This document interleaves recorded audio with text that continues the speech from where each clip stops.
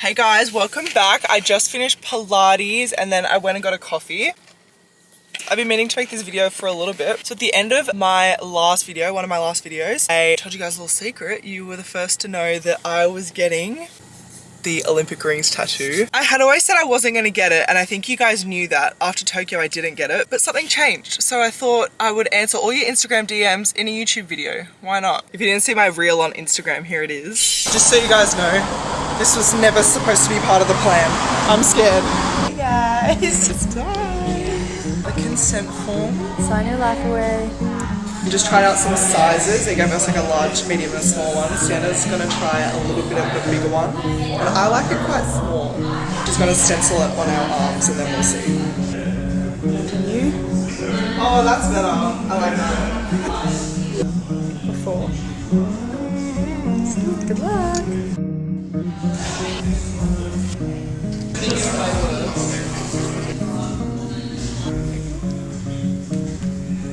So good. It looks so good. Oh, it's so cool. I love it. I'm all done. Sienna's is getting hers.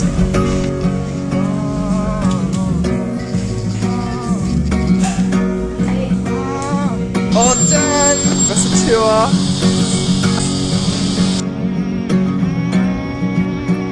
Wow. Love. So sick. They said stay out of the water for 2 weeks. Not gonna happen, I'm afraid. 2 water polo players here. So after the Olympics, Sienna Hearn and I went to Bali. When we were in Bali, we kind of talked about it a little bit. We were both kind of on the same page of like, nah, we don't really need it. Then I saw Sienna like a month later. We caught up for coffee and just went to the beach. And we were sitting at Brekkie and she was like, I'm gonna get it.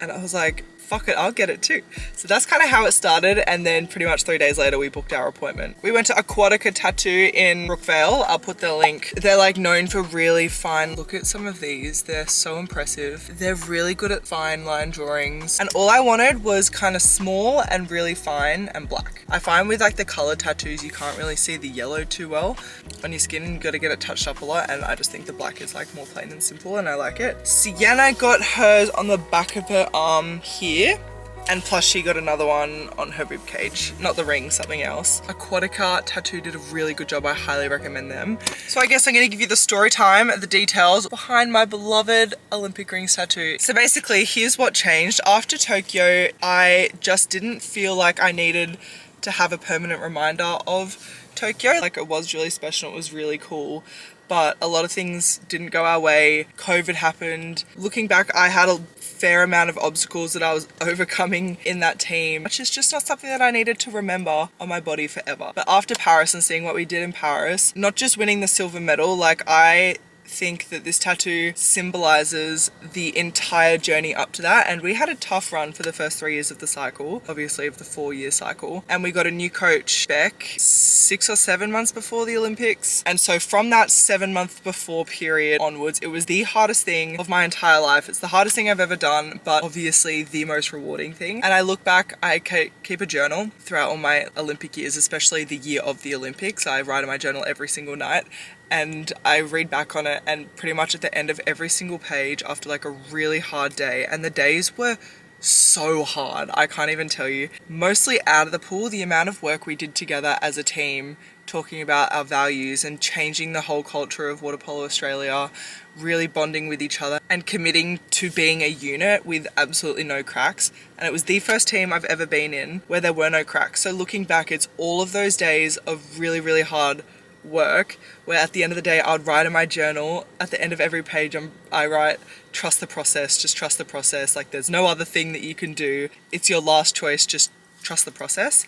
And we committed as a team to really trusting the new coaches and the system, despite it being the hardest 7 months of my entire life, especially of training. It felt really purposeful, and we finished it with seriously no cracks in the team, and it was just the most incredible thing. And I feel like I grew heaps as a player and a person, but honestly mostly a person. With our team psych Adele, just the people skills that we all learned, the bond that we all created with each other because we had to. Like, we only had 7 months together. Every other team had 4 years to prepare for the Olympics with their new coaches, or, you know, I think Hungary maybe got new coaches like a year or two before the Olympics, but we definitely had a lot of work to do in the least amount of time. And we're coming from a generation of Water Polo Australia where we weren't on top of the podium anymore. Like before I started playing, maybe I'm the common denominator, but before I started playing, we were always on the podium. We were medaling, and then as soon as I joined the team, we hadn't won anything in like a good amount of years. So the fact that we could kind of change Water Polo Australia and hopefully set up the whole next generation of stingers, plus to see the impact that we had outside of the pool on young kids. And I've had a bunch of clubs message me on Instagram and also my high school saying that participation rates of water polo have just skyrocketed, which is all I can ask. Like that shit is so cool to me. So to see the impact that what we did together as a team, the hard work that went into it, the camaraderie, I love those girls with all my heart. They are seriously like family, and although like I'm not going to see them all the time, we're never going to be that team again. Girls retire, new girls come in, things like that. So we're never going to be that team again, but that team was just so special that it is something that I want on my body forever. I want to be 80 years old and look in the mirror and see this bad boy and be like, oh, like I did that one day. Like I was really cool one day. Yeah, so I actually bit the bullet and I did it. Funny story too, my dad hates tattoos. If I was to come home with a tattoo, I think, yeah, he wouldn't be a happy camper. But I told him the night before and he was kind of like, you know, you can use your brain to remember things. You don't need it on your body. And I was like, I remembered. I pulled this card out because I think he said like, yo, maybe before Tokyo, when I just made the Tokyo team, he was like, if I made the Olympics, I'd get the tattoo. So I clung on to that little piece of information and I've carried it with me here. So he tried to be like, you don't need a tattoo to remember. And I was like, hey, you said that you would get one if you were an Olympian. And he was like, yeah, I actually would. So then he was quietly excited for me, I think. And the minute that I came home, he was like, show me. So I showed him and he was like, okay, that's classy. That's classy, that's good. And I was like, okay, sweet. Tick of approval from dad. Thanks, dad. Really important. But yeah, safe to say it might be the only tattoo that I'll be allowed in the house with. People ask, did it hurt as well? It didn't hurt, not here. So I get my eyebrows threaded. I find that the worst pain in the world. I hate getting my eyebrows threaded. So I was like, okay, if it's worse than eyebrow threading, I'm screwed. So I was kind of going in there with eyebrow threading is top tier pain. And it was nowhere near that. It was so fine. It felt like she said like a cat scratch, but I play water polo. You see my neck in competitions. I'm used to some cat scratches. So it really didn't faze me, but Sienna, when she got hers on her ribs, said that one hurt. So maybe it's like bone on bone contact. I don't know.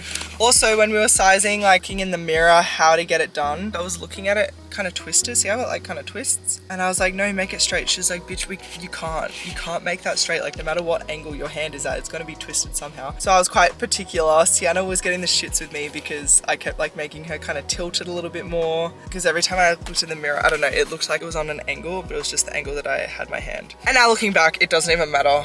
I don't even see it. Sometimes I forget it's there, and like when I go to do my hair or like I'm tweezing my eyebrows or something, I see it and I'm like, oh my god, yeah, I forgot about that. And it's only been 2 weeks, so we'll see if that novelty ever wears off. If you guys were to get the tattoo, whereabouts would you get it on your body? I was kind of umming and ahhing, but my feet are ugly, so I didn't want to draw attention to them on my feet. I didn't want to see it all the time. That's why it's on the outside, because I can't see it from like the inside. The back of my arm, I feel like once I lose my muscle, it would get saggy, so I didn't want to do that. I don't know, where would you get it? I'm really happy with where I got it. I wouldn't change it for the world. But yeah, I'm so happy I did it. It didn't hurt. It looks really good, nice fine line black. Dad and mum approve. I approve, most importantly, and I'm so glad I got to do it with Sienna Hearn as well, a teammate, because it just makes it even more special that we got to share that moment together as well, and we can have that with us forever.